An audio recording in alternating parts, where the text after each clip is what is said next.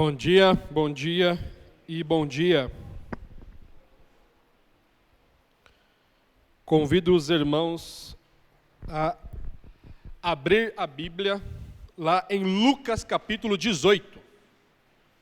Continuando a nossa série de exposições em parábolas, hoje nós iremos conversar um pouco sobre a parábola do fariseu e do publicano. Hoje não tem nenhuma piada, porque eu não pensei em nenhuma, então peço desculpa para vocês, na próxima eu vou tentar. O Caio disse para eu não fazer isso. Ok?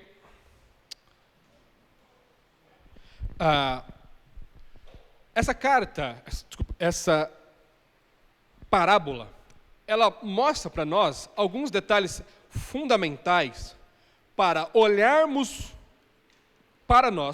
o nosso coração e, a partir disso, aceitarmos o que a Bíblia diz sobre nós. Essa parábola é um desafio porque ela fala para os fariseus, ela fala dos publicanos, só que o objetivo real da palavra de Deus é falar a todos nós. E normalmente nós tendemos quando alguma mensagem é dita aqui no púlpito, nós pensamos rapidamente, aquele fulano tinha que estar aqui hoje, né? Cara, se aquela pessoa que eu conheço, a mensagem era para ela. E não existe isso. Toda a Escritura é para cada um de nós. E essa parábola ela é importante porque, na medida que formos conversando sobre ela, nós veremos verdades sobre quem é o ser humano, que é totalmente diferente da ideia de ser humano que nós temos hoje. A noção de ser humano que nós temos hoje é que, por sermos alfabetizados, por termos direito ao voto, por termos água encanada, por termos uma geladeira, uma lavadora, nós somos o quê? Pessoas perfeitas. Pessoas santas. Nunca antes na história houve uma geração como nós, tão perfeitos, tão grandes. E essa parábola, o objetivo dessa parábola é colocar os fariseus no lugar deles, e essa parábola também nos colocará no nosso lugar. Então, acompanhe comigo a leitura, Lucas capítulo 18, verso 9. E Jesus diz assim, Lucas capítulo 18, verso 9. Propôs também esta parábola a alguns que confiavam em si mesmos por se considerarem justos e desprezavam os outros. 2 homens subiram ao templo com o propósito de orar, um fariseu e o outro publicano. O fariseu, posto em pé, orava de si para si mesmo desta forma: ó Deus, graças te dou porque não sou como os demais homens, roubadores, injustos e adúlteros, nem ainda como este publicano. Jejuo 2 vezes por semana e dou o dízimo de tudo quanto ganho. O publicano, estando em pé, longe, não ousava nem ainda levantar os olhos ao céu, mas batia no peito, dizendo: ó Deus, sê propício a mim, pecador.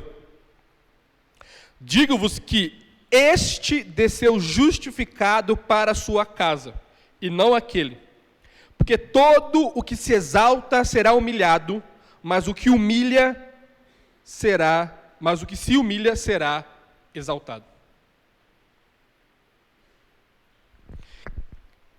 Nós estamos aqui diante de uma parábola que tem um público específico, embora lidará com 2 públicos, com duas figuras, com 2 grupos representados. A parábola se dirige ao verso 9. Propôs também esta parábola a alguns que confiavam em si mesmos. A ideia de confiar é alguém que se apoia em algo. Jesus está olhando para esse grupo e dizendo o seguinte: eu vou contar uma parábola para aquelas pessoas que se apoiam em si mesmas. Pessoas que olham para a sua vida, pessoas que olham para as suas práticas e entendem que elas são suficientes. É para esse grupo de pessoas que Jesus dirige essa parábola. E essas pessoas que se consideravam justas, essas pessoas desprezavam as outras, desprezavam os outros. A palavra desprezar aqui dá a ideia de não dar valor a outro. O grupo de pessoas a quem Jesus se dirige a parábola é um grupo de pessoas que confia em si mesmo e, por confiar em si mesmo, despreza todos os outros. E Jesus diz, verso 10, 2 homens subiram ao templo com o propósito de orar, um fariseu e o outro publicano.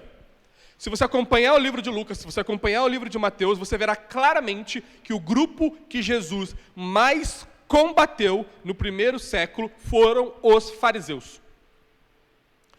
Fariseus, a raiz da palavra dá a ideia de separados.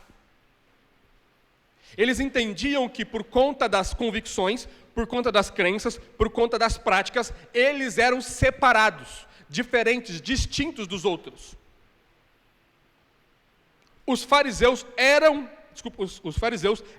o grupo que Jesus estava se dirigindo. Aqueles que se apoiavam em si mesmo e desprezavam os outros. E o grupo que os fariseus desprezavam, não somente esse grupo, os fariseus desprezavam a todos, mas o grupo que Jesus escolheu para representar são os publicanos. Em tradução literal, coletores de impostos. Não sei se você teve algum problema com a Receita Federal. A Receita Federal não é um grupo que nós gostamos muito. Recentemente eu fui taxado, eu tive que pagar uma multa, que eu falei, da onde que eu vi esse gasto? Eu tentei entrar em contato com eles, eu não recebi nenhum tipo de resposta. Falei, eu vou pagar essa multa, porque talvez eu não tenha resposta. Coletores de impostos, sempre, quando a pessoa fala imposto, causa arrepio na gente.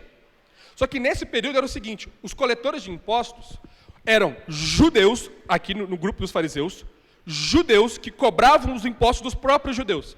Mas o esquema era o seguinte, Roma dava àquelas pessoas, você pode cobrar impostos. O que essas pessoas faziam? Aumentavam um pouco o imposto. Por quê? Eu preciso lucrar. Então, eu preciso pagar o imposto que Roma cobra, mas eu preciso tirar o meu dinheiro. Então, para um judeu, já era um absurdo um outro império, um outro grupo político, cobrar imposto deles. Agora, os próprios judeus cobravam. Então, eles odiavam os publicanos. Então, a representação dos publicanos como um grupo que, esse grupo que se considerava justo, odiava, é muito bem escolhido. Não é à toa que Jesus é quem Jesus é. Jesus não usa uma parábola à toa, ele aproveita cada detalhe para contar uma poderosa verdade. E ambos foram orar. E normalmente, nós estamos passando por alguma dificuldade, o que nós falamos? Vamos orar. Quais são as 2 principais práticas de um cristão? Ler a Bíblia e orar. Só que o problema é que, muitas vezes, nós queremos orar por orar. Nós achamos que orar é algo mágico, simplesmente porque nós oramos. E é interessante, o que vai acontecer aqui no verso 11, da forma que o fariseu ora, é muitas vezes a forma que nós oramos. Uma forma completamente contrária ao que a Bíblia diz. Olha como esse fariseu ora. O fariseu, posto em pé, orava de si para si mesmo.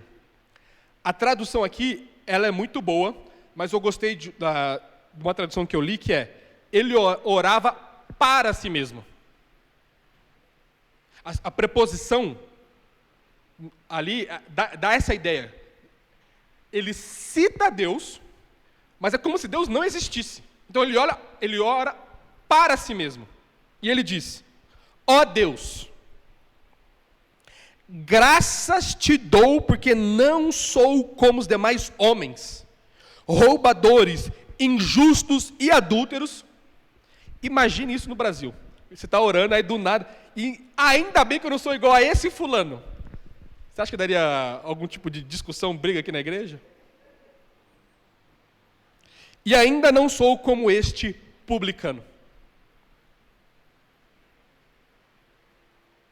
Mas eu não sei se esse fariseu tem a real noção de quem nós somos.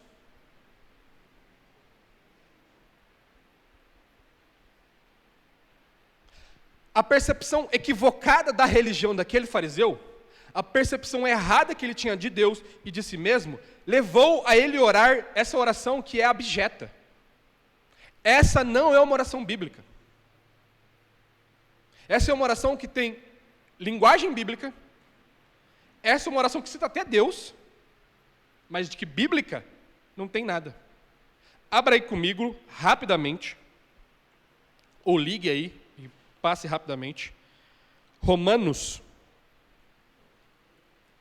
capítulo 3, nós vamos ler do verso 9 a 18. Romanos, capítulo 3, verso 9 a 18. Capítulo 1, Paulo sentencia todo ser humano como pecador. Capítulo 2, Paulo sentencia os judeus como pecadores. Capítulo 3, Paulo reúne os dois e faz uma consideração sobre quem é a raça humana, quem são cada um de nós. E ele diz: que se conclui? Temos nós qualquer vantagem? Não, de forma nenhuma, pois já temos demonstrado que todos, tanto judeus como gregos, estão debaixo do pecado.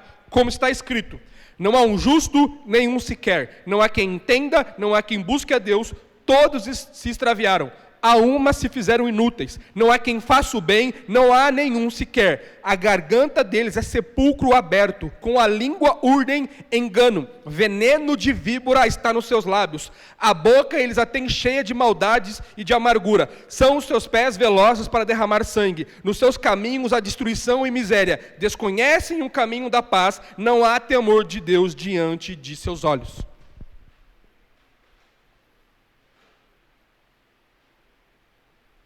Não sei se você sabe, mas todos nós estamos debaixo dessa sentença, sem Cristo. Todos nós.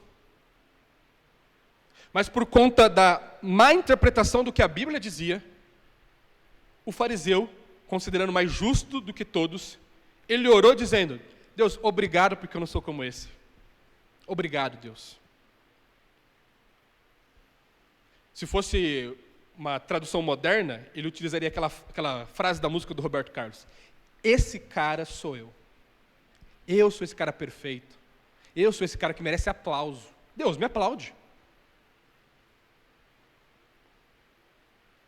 E infelizmente, por distorções da maneira que nós lemos a palavra de Deus, muitos de nós temos essa visão de nós.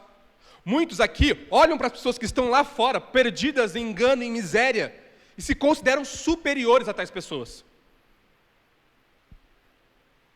Que em nome de Cristo Jesus, se você tem esse pensamento, ou se eu tenho esse pensamento, que nós possamos eliminar esse pensamento do nosso coração. Tirar esse pensamento, tirar esse sentimento. Porque nós somos o que Paulo diz quem nós somos, pecadores que carecem da glória de Deus. No verso 12, mostrando ainda como ele era melhor do que o publicano, olha o que o fariseu vai dizer: jejuo 2 vezes por semana. O jejum era uma prática nas festas. Você poderia jejuar quando você quisesse, mas ele estava mais associado às festas, ou algum momento de calamidade. Não, eu jejuo 2 vezes por semana. Imagine isso. Por semana, eu sou muito bom, Deus. Eu faço mais do que a lei manda. Não só isso, eu dou o dízimo de tudo quanto ganho.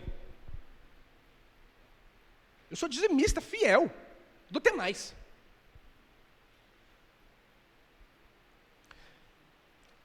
Essa percepção desse fariseu é uma percepção que, infelizmente, muitos de nós, por entendermos erroneamente quem nós éramos e quem nós somos em Cristo, ainda tem. A percepção de que nós somos alguma coisa. Sem Cristo, nós não somos nada. E se somos alguma coisa, é por causa de Cristo. Nós temos que tomar cuidado, meus irmãos. Infelizmente, nós vivemos ainda numa sociedade caída, ainda numa sociedade corrompida. A Nova Jerusalém não chegou ainda. E na medida que nós vamos andando na cidade ou navegando na internet, nós vamos encontrando pessoas completamente depravadas, completamente corruptas. E qual é a nossa sensação? Desse aí eu ganho. Não, eu sou ruim. Mas desse aqui não, esse aqui eu sou melhor. Já sentiu esse sentimento no seu coração? O senhor aqui falando, não, eu sou melhor que esse aí. É um sentimento completamente errado. Por quê? Porque nós olhamos para quem Deus nos tornou. Deus nos tornou quem nós somos. Deus nos salvou. Deus nos redimiu. E por isso que nós temos que tomar cuidado com essa visão distorcida de quem nós somos. A mesma visão que os fariseus tinham, nós devemos rejeitar. E Jesus, então, agora começa a contar sobre o publicano, estando em pé, longe. Não dá tempo aqui, mas depois do almoço não, vocês podem depois, lendo esse trecho, como Jesus usa o espaço geográfico para dar-nos informações espirituais aqui. Um está perto do altar, talvez querendo, eu sou puro, sou santo, vou estar perto. Outro se considera pecador, está longe. Um sobe, outro desce. Como através da geografia aqui dessa parábola, Jesus está informando nós realidades espirituais. Mas vou fechar esse parênteses. Depois, se você quiser alguma dica, eu posso te dar. O publicano, estando em pé, longe,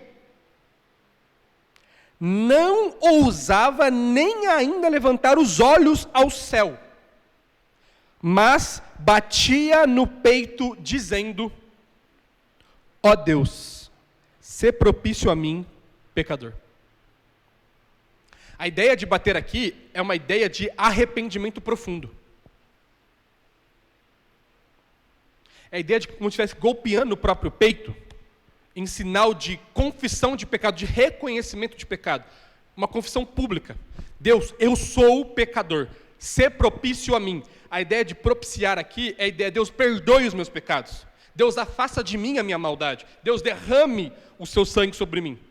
Propiciatório era a tampa da arca que o sangue era derramado. Então, ele pegou essa palavra, ele entendeu aquilo. Deus, me perdoa. Em outras palavras, Deus me salva de quem eu sou. E essa é a nossa oração. Essa deve ser a nossa oração. Ao nos colocarmos diante de Deus, a nossa oração deve ser constantemente: Deus, sê propício a mim. Tira do meu pensamento esse pensamento. Tira do meu coração esse sentimento de inveja, de maldade, de rancor.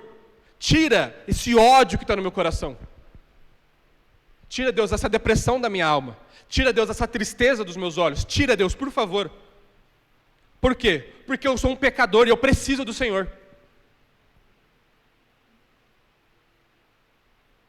Eu vou contar um detalhe que o pessoal do Clube do Livro já sabe há algum tempo, mas eu reparo todas as orações que são feitas ao meu redor.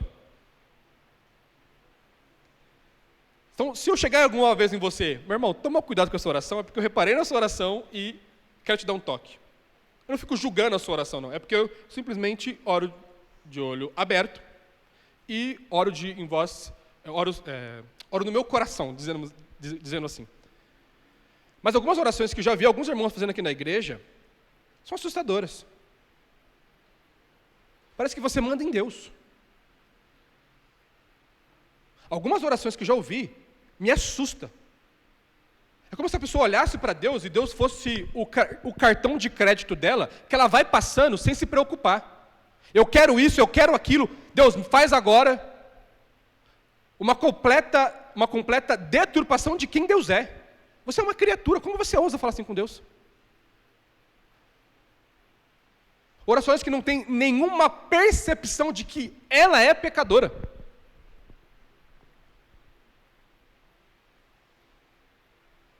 Orações que estão muito mais próximas ao fariseu do que ao publicano da parábola.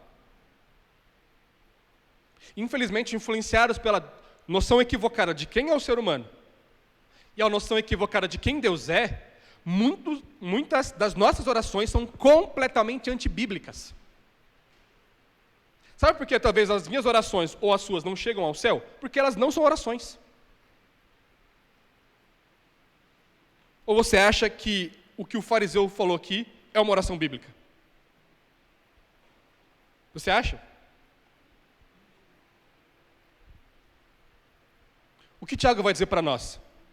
Ele diz o seguinte: sabe por que vocês não recebem o que pedem? Porque vocês pedem mal. Porque vocês pedem para gastar, para esbanjar. Sabe por que Jesus se dirige aos fariseus? Porque aquele comportamento iria influenciar pessoas. E Jesus queria que aquele comportamento fosse extirpado da mentalidade dos seus discípulos. Não olhem para as orações dos fariseus.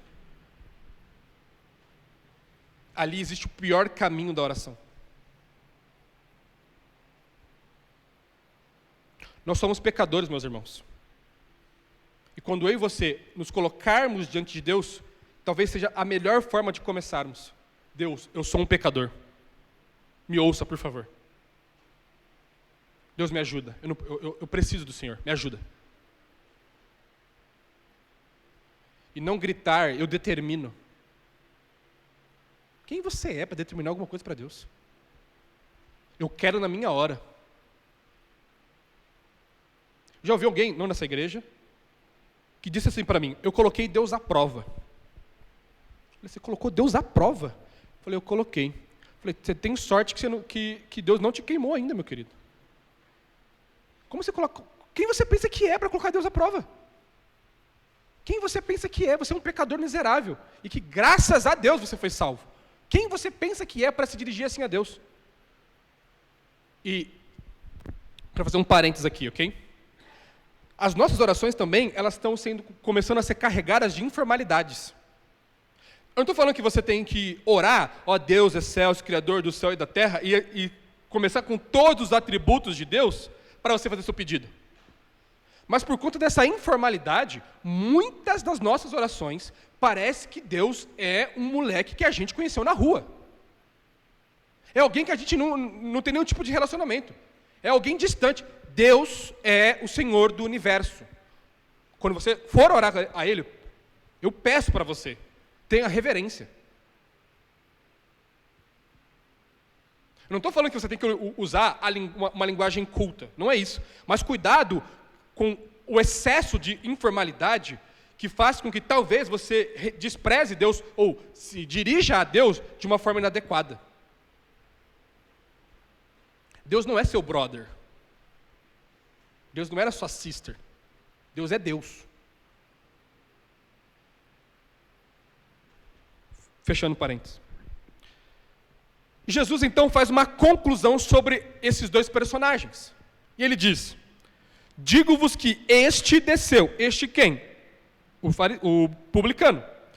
Digo que este desceu justificado para a sua casa. A ideia aqui é que a oração do publicano foi aceita por Deus e Deus salvou ele.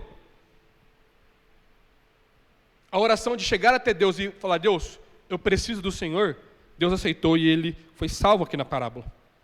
E não aquele. Por quê? Todo o que se exalta será humilhado, mas o que se humilha será exaltado. Jesus mostra que, dentro do reino de Deus, a lógica de Jesus, ela contraria as expectativas desse mundo. A expectativa de Jesus é que, ao nos humilharmos, e reconhecendo que nós somos, mais nós teremos de Deus. Mais experimentaremos de Deus. Mas na medida em que nós nos exaltamos, confiando cada vez mais nas nossas próprias qualidades, menos desfrutaremos de Deus. E a pergunta que fica para mim e para você é: você tem dependido de Deus? Qual é a sua percepção de si mesmo?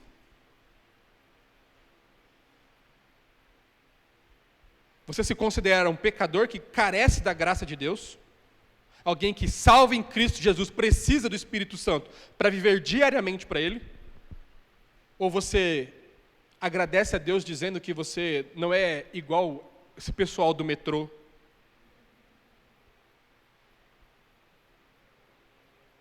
Que você se exalta? Qual é a sua percepção?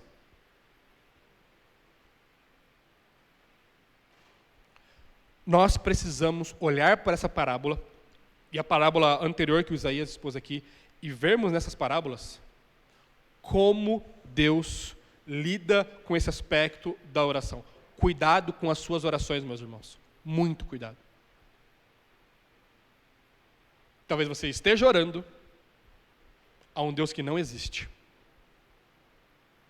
A um Deus que você inventou na sua cabeça. E não o Deus da Bíblia. Deixe-me fazer 2 considerações finais.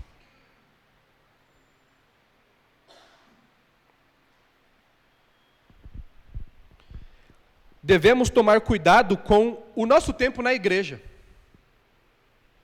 Eu não sei quanto a vocês, mas à medida que eu vou avançando no tempo que eu sou um cristão, eu começo a esquecer de como era a minha vida anterior a Cristo.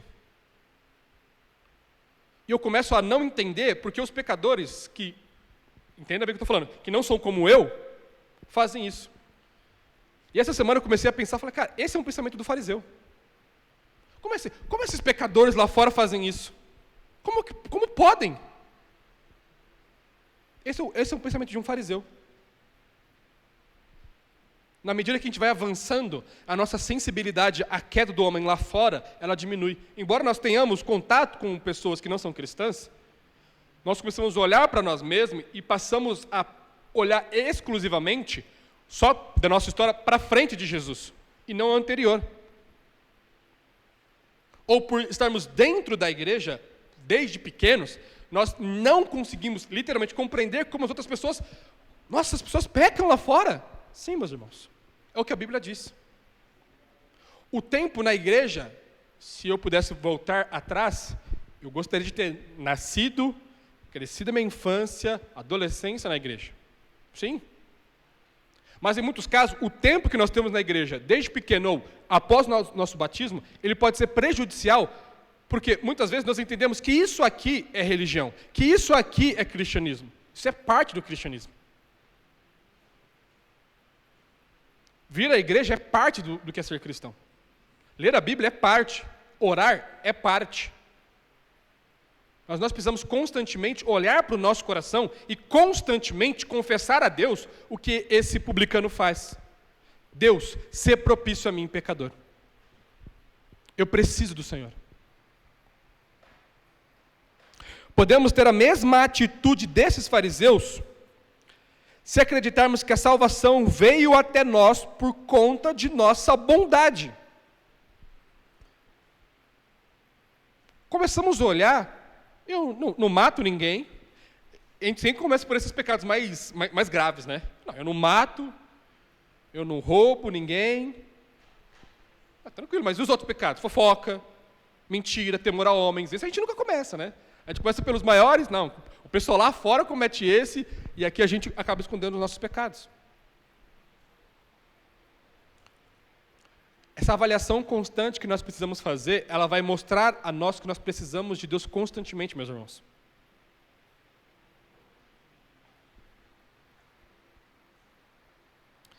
E por acreditarmos que a salvação veio até nós por nossa maneira de bondade, passaremos a rejeitar todas as pessoas, pois nos consideraremos melhores.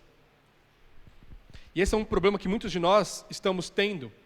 E presta atenção aqui no que eu estou dizendo. Especialmente por conta de política. Porque a pessoa não votou no candidato que eu votei, nós nos consideramos superiores às pessoas. Eu sou um ser iluminado. Sou feito de um barro diferente do outro. Sabe? Eu tenho um brilho a mais. Sabe? Eu sou um semi-arcanjo. Não, gente. Nós somos pecadores que carecemos da graça de Deus. A sua decisão política é a sua decisão política.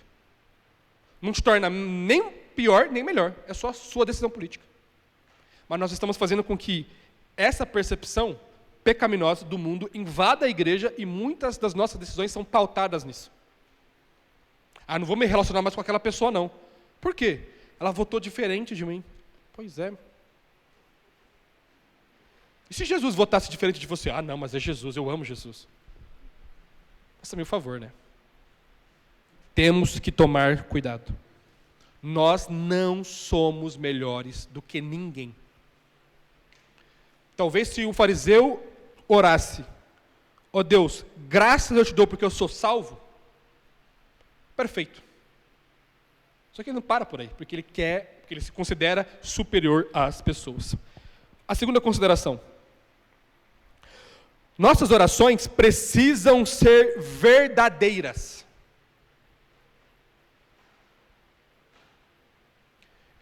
Eu já fiz isso umas 3, 4 vezes enquanto eu estou na caminhada cristã. Eu terminei de orar e eu voltei. Eu falei, Deus, eu não acreditei nessa oração que eu orei. Essa oração que eu orei, eu não acreditei. Aí você começa, você volta e ora de novamente. Fiz isso pelo menos umas 4 vezes já. Especialmente no que se refere à questão de cura, de milagres. Falei, Deus, eu creio que o Senhor tem poder, mas essa oração aqui não demonstra isso não. Não demonstra. Nossas orações precisam ser verdadeiras. Ou você acha que você vai esconder algo de Deus? Não sei quanto a vocês, mas no começo da minha caminhada cristã, algumas orações que eu tinha, hoje eu ainda sou explosivo, cometo pecados de ira. No começo era muito mais. E teve um dia no futebol que a gente foi jogar contra a rua de cima e nós sempre apanhávamos da rua de cima no futebol. 4-0, 5-0. Naquele dia, o espírito da seleção de 70 se apossou da gente, a gente esmagou eles. O que aconteceu? Os caras não aguentaram, a gente começou a provocar, começou a rir, começou a contar piada, o pau quebrou.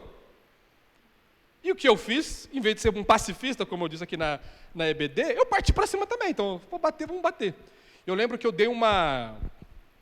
Em Marília, não sei se aqui também, né? Voadora, que você pula com o pé nas costas, eu bati nas costas do cara, o cara caiu, e aí o pau vai quebrando, beleza. Aí eu estou em casa, tranquilo, à noite, eu ia para o culto da igreja, foi no domingo de manhã. O cara me ligou, o líder do meu PG. Todd, você bateu em alguém hoje? Eu falei, como você sabe? E aí um dos caras que estavam lá me dedurou. Ele fez o que era correto, ok? Ele fez certinho. Informou que ele deveria ter falado comigo, mas não falou. Mas ele fez o que era certo, que era falar sobre o meu pecado. E eu falei, eu fiz isso, cometi isso. Ele falou, e aí? Eu falei, cara, eu errei, eu pequei, agora eu vou orar para Deus. E eu comecei a orar, Deus, então, você sabe, né? O Senhor sabe de todas as coisas. Sabe, o confessar a Deus, eu tive raiva daquela pessoa. Eu queria bater naquela pessoa. Eu queria ferir aquele moleque. Sabe, essa verdade diante de Deus, eu não queria. Só que lembrando hoje, cara, eu sou um idiota, porque Deus sabe daquilo. Deus conhece meu coração, gente. A oração serve para que eu entenda quem eu sou e dependa mais de Deus. É rasgar o meu coração. Deus, eu quis machucar aquele moleque. Eu quis mesmo, Deus. Eu queria que ele sofresse dor. E esse tipo de oração precisa ser todas as nossas orações. As nossas orações precisam ser verdadeiras. Deus, eu senti inveja. Não, Deus, eu queria o que era daquela pessoa. Deus, eu queria que aquela pessoa perdesse o emprego.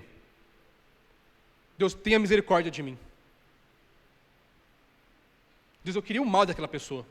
Naqueles segundos, Deus, naqueles 10 segundos, eu queria que aquela pessoa morresse. Me perdoe.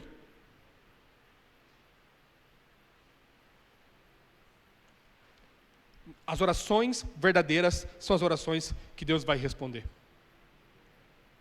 Não existe politicamente correto diante de Deus. Deus conhece o nosso coração, gente.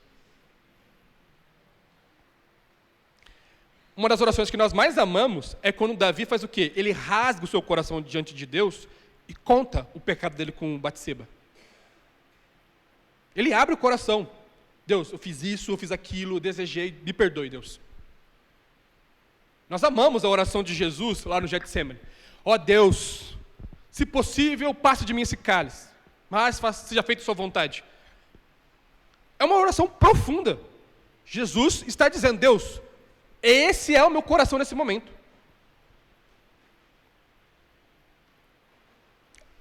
É fácil amar a ideia, o abstrato, difícil é fazer.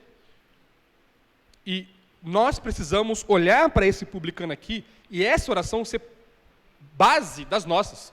Deus, esse é quem eu sou, me perdoe. Ser propício a mim, pecador.